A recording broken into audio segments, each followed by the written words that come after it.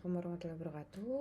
Kali ini kita lanjut ke langsung ya materi kedua, identifikasi audiens. Ini harusnya teman-teman udah sering dengar sih di pertama pas sama ibu tuh dulu di penulisan naskah kehumasan kalian harusnya udah dapat.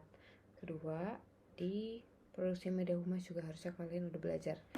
Jadi ini pengulangan yang ketiga. Tapi nggak apa-apa, kita lihat. Oke, jadi kenapa sih penting memahami audiens? Nah, ketika kita memahami audiens, ini akan meningkatkan peluang kesuksesan konten secara signifikan. Nah, nanti ada tahap-tahapnya. Pertama mungkin dengan melakukan riset audiens. Mungkin juga udah nggak asing teman-teman ya. Ada 3 kategori. Kalau kalian masih ingat, coba di-remind lagi 3 kategori dalam mengidentifikasi audiens itu apa aja. Nah, nanti kita bahas juga sih. Tapi silakan setelah denger ini teman-teman recall lagi materi tentang 3 kategori segmentasi audiens gitu. Oke, terus itu pasti akan keluar di mana-mana ya teman-teman, jadi harus diingat lagi ketika kalian menjadi seorang content creator atau ingin membuat konten gitu. Paling penting menyadari bahwa audiens itu nggak sama konsumen. Kalau konsumen mungkin adalah calon pembeli, mereka akan ada behavior yang diinginkan untuk membeli, tapi untuk konten ini nggak ke konsumen, ini audiens biasa. Jadi mereka bisa sebagai calon pembeli atau mungkin hanya sekedar pencari informasi atau mungkin dari orang yang tidak tahu sama sekali tentang konten kalian atau tentang kalian atau tentang perusahaan kalian gitu kan. Tiba-tiba dia tahu karena ada konten kalian gitu. Nah, jadi harap diingat kalau audiens itu beda sama konsumen. Dan pembuatan konten tanpa pemahaman yang jelas tentang audiensnya seperti mencoba mencari target tanpa melihat. Coba aja kalian misalkan main panahan ya gitu ya, biasanya kan ada tuh buletan target. Nah, kalau kalian nggak lihat gimana caranya bisa kalian menembak dengan tepat sasaran? Pasti nggak bisa. Nah, sama halnya ketika kalian ingin buat konten tapi nggak tahu audiensnya itu siapa gitu. Nah, mungkin aja kalian bisa berhasil ketika membuat konten, kalian nggak tahu audiensnya, kalian buat secara ya tiba-tiba muncul aja lah ide gitu tanpa melihat audiens, mungkin akan sukses atau mungkin akan viral. Tapi kedepannya ketika teman-teman mau bikin lagi, kalian nggak tahu jadinya resepnya apa gitu. Kalian kayak coba-coba lagi yang lain, coba-coba yang lain. Nah, kalau misalkan udah tahu audiens ya, biasanya kalian paling nggak udah tahu, oh oke, konten kemarin itu ternyata viral karena kita misalkan sesuai dengan audiensnya. Kita pakai konten A yang ternyata isunya lagi booming saat ini dan sesuai dengan audiens kita gitu. Jadi mempertimbangkan audiens adalah kunci keberhasilan pembuatan konten. Nah, ini manfaatnya ketika kalian mengetahui target audiens kalian. Pertama, memudahkan dalam pembuatan konten. Karena kalau teman-teman masih ingat materi sebelumnya ya, ketika kalian udah tahu audiensnya siapa, kalian akan dengan mudah tahu gimana membuat pesannya dan media apa yang bisa kalian gunakan untuk membuat konten gitu. Jadi prosesnya akan mudah nih, tinggal nge-planning, habis itu sat-sat dilaksanakan. Terus kegiatan marketing menjadi tepat sasaran. Oke, karena kan kalau membuat konten ada biaya produksi ya. Jadi ketika kalian udah tahu target sasaran, kalian nggak buang-buang uang untuk membuat konten gitu, karena tadi tepat sasaran menjadi efektif dan efisien. Nah, ini juga penggunaan sumber daya menjadi maksimal terkait sama tadi budget yang dikeluarkan dan juga mungkin sumber daya manusia ya yang udah di planning untuk membuat konten dan mengantisipasi persaingan yang tidak sehat. Oke. Ketika kalian tahu audiens kalian akan fokus ke tujuan kalian menargetkan audiens sehingga nggak sampai harus menjelek-jelekan kompetitor, jadinya persaingan yang nggak sehat kayak gitu. Nah, ini ada 3 langkah dasar. Pertama, define yourself first. Kedua, define your target audience, include segmenting, and number 3, build your buyer persona. Di sini kata lain audience persona ya gitu, karena kita ngomongin content production number 3 nih. Oke, kita bahas Satu, number one, kenali dan tentukan diri kalian. Jadi sebelum kalian menargetkan audiens kalian, kalian harus tahu kalian itu brand apa sih, kalian itu perusahaan apa sih, kalian itu misalkan sebagai content creator yang apa sih gitu. Nah, ketika kalian ingin mengenali diri kalian sendiri, kalian harus tahu dan tentukanlah dua hal ini, brand identity dan brand personality. Ini juga pastinya teman-teman udah sering diulang terus ya di mata kuliah, mungkin nggak di mata kuliah ibu tapi di mata kuliah lain gitu. Ada brand identity, ada brand personality. Ini keterkaitan dengan manajemen branding. Oke, brand identity ini sebuah komunikasi dari nama, ketentuan, tanda-tanda, simbol-simbol, dan desain yang digunakan untuk mengidentifikasi sebuah barang atau jasa dari sebuah brand. Jadi wah, ada kata lebih nih. Brand identity itu misalkan kalau teman-teman tahu ya, logo, tagline, warna, terus jargon misalkan, terus yang sifatnya visual dan biasanya visual sih, dan mengidentifikasi kalau itu tuh adalah brand tertentu. Yang terkait brand identity ya, tadi ada nama nih, nama sendiri, nama brand ya, itu merupakan brand identity. Terus tadi tanda-tanda, simbol-simbol ini ya tadi berkaitan sama logonya. Terus habis itu mungkin nada suara kalau Tokopedia kan Tokopedia, nah itu termasuk brand identity.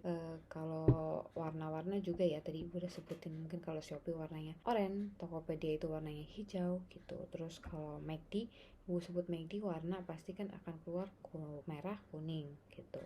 Oke, itu brand identity. Kalau brand personality itu apa sih? Nah, ini adalah bauran tertentu dari sifat manusia yang dapat dikaitkan pada merek tertentu. Lah, ini lebih kayak bagaimana kalian mempersonifikasi brand kalian. Jadi ketika brand itu dijadikan manusia, kira-kira brand kalian tuh kayak gimana? Nah, ini ada dimensinya, ketulusan, ketertarikan, kompetensi, keduniawian, dan ketahanan. Jadi kayak berkaitan, misalkan ketulusan tuh kayak brand kalian itu apakah memiliki karakter yang jujur, rendah hati, atau sederhana gitu. Nah, itu kan biasanya kalian tunjukin di misalkan dalam produksi sebuah produk pun ternyata perusahaan kalian melakukan dengan sangat jujur dan teliti gitu. Misalkan jujur, kalau misalkan kalian bangau itu kan kampanye mereka oke, dari proses produksi itu juga memikirkan si para petani-petani kedelai kayak gitu. Nah, itu kan memperlihatkan, jadi si bangau ini punya karakter yang rendah hati gitu. Terus kemudian ada dimensi kedua, ketertarikan atau excitement. Jadi berkaitan sama karakter dinamis yang penuh semangat. Apakah brand kalian ini merupakan brand yang dinamis dan penuh semangat? Nah, itu tergantung dari kalian, organisasi kalian, atau mungkin dari kalian sebagai content creator ya gitu. Silahkan ditentukan terlebih dahulu. Terus kemudian ada dimensi ketiga dari brand personal, itu ada kompetensi. Sejauh mana sih kalian atau brand kalian atau organisasi kalian itu dapat diandalkan dan dipercaya oleh audiens kalian.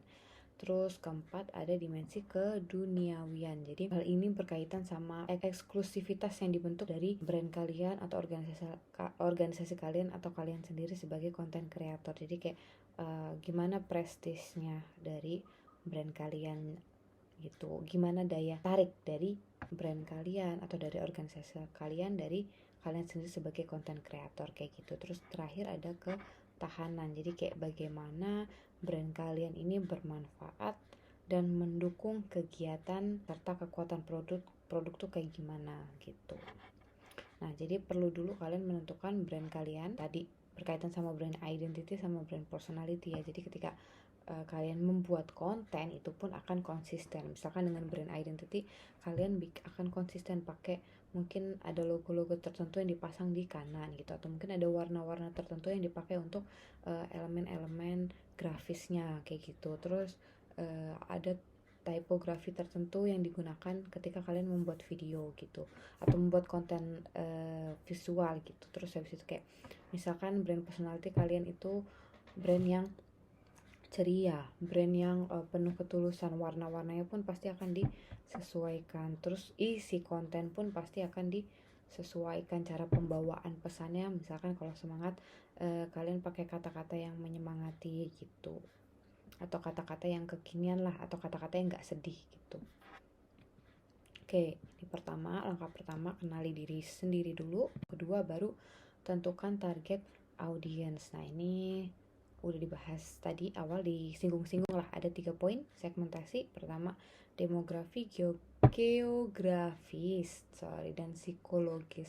Demografi berkaitan sama usia, jenis kelamin, terus status sosial gitu ya, pekerjaan. Kalau geografis berkaitan sama di mana audiens kalian berada. Terus kalau psikologis gimana gaya hidup, pola hidup, sifat dari audiens kalian. Nah kalian bisa pakai bantuan dari social media tools. Kalau kalian content production, content creator gitu kan pasti, atau mungkin kalian sendiri deh sebagai individu punya Instagram, punya TikTok, punya YouTube, pasti kan ada analisisnya sendiri dari platform itu masing-masing. Ini Bu kasih contoh, yang kiri itu TikTok, yang kanan itu Instagram. Nah dari situ kan udah kelihatan umurnya yang nonton video kalian tuh nih. Kalau sebelah kiri TikTok, 65% yang nonton ternyata adalah wanita. Terus umurnya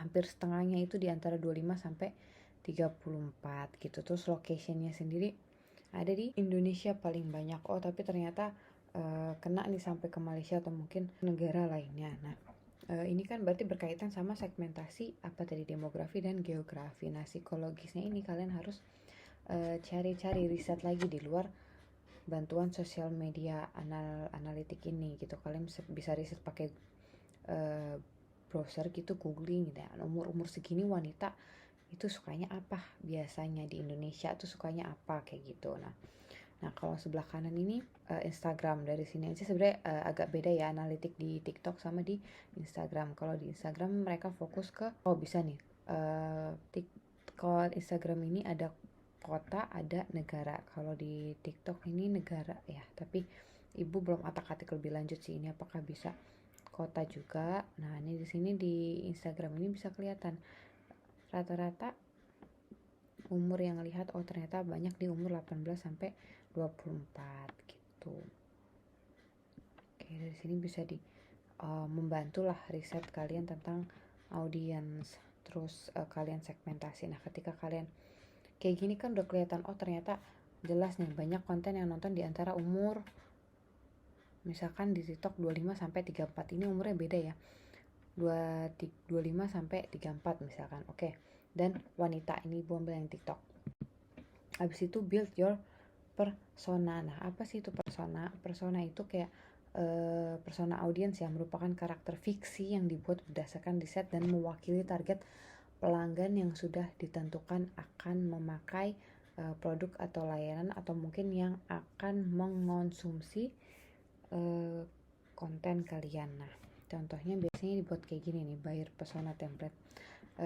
Kalian pura-pura namanya siapa, terus backgroundnya apa dia, misalkan tadi kayak kalau kita lihat dari Google sosial media analitiknya TikTok, backgroundnya kayak wanita, terus seorang wanita umur segitu biasanya pekerja dewasa awal. Nah demografinya tadi usianya 25 sampai 35. Terus goalsnya anak umur segitu tuh biasanya goalsnya apa?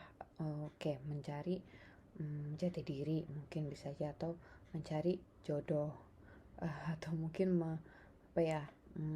menjadi wanita karir kayak gitu. Terus dan kalian ini contohnya deh, misalkan kalian punya sosial media untuk online shop. Nah ini online shop tentang hijab gitu ya, gimana kalian membuat konten untuk sosial media all shop hijab ini. Nah tadi latar belakang, mulai dari latar belakang misalkan siswa SMU, berarti penggunanya kan tadi wanita, bisa aja siswa SMU, mahasiswi, wanita karir, ibu rumah tangga. Nah berarti ketika dia bisa membeli, berarti harusnya ada penghasilan dong, makanya latar belakang punya penghasilan 500 sampai 5 juta per bulan mungkin gitu. Karena online shop ini ceritanya harganya murah nih, enggak mahal-mahal, jadi 5 juta per bulan tuh masih bisa lah menyisihkan uangnya untuk membeli untuk membeli hijab gitu. Terus mungkin beda lagi kalau misalkan produk kalian yang dijual nih si all shop ini hijabnya harganya 300 ribuan atau 500 ribuan, berarti bisa dinaikin di bagian latar belakang penghasilannya, berarti 5 juta misalkan sampai 10 juta kayak gitu. Nah demografinya berarti wanita atau remaja wanita usianya 18 sampai dengan 40 tahun. Si audiens kalian ya tinggalnya di perkotaan, karena misalkan di perkotaan orangnya lebih aware atau lebih sadar sama fashion, jadi mereka akan suka berganti-ganti hijab untuk mendukung fashion tiap hari. Nah tujuannya tadi tentunya dia beli hijab untuk menutup aurat, memenuhi kebutuhan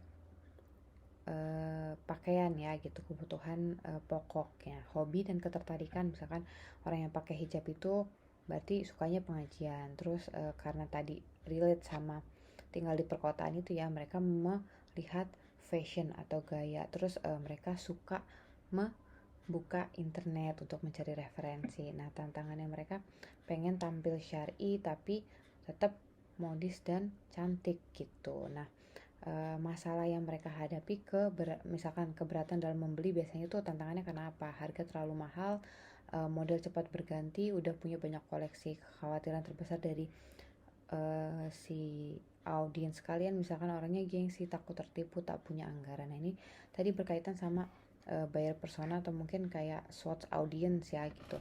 Nah ini pun nanti berkaitan sama kayak sebelumnya, pengembangan ide itu kan ada tuh, kalian menentukan audiens kalian. Nah itu mungkin bisa dimasukkan informasi ini untuk kalian mengembangkan ide konten kayak gitu. Nah materi hari ini segini aja. Kalau seperti biasa kalau udah nonton silahkan tulis nama, NIM dan jam menonton di kolom komentar. Oke, terima kasih. Assalamualaikum warahmatullahi wabarakatuh.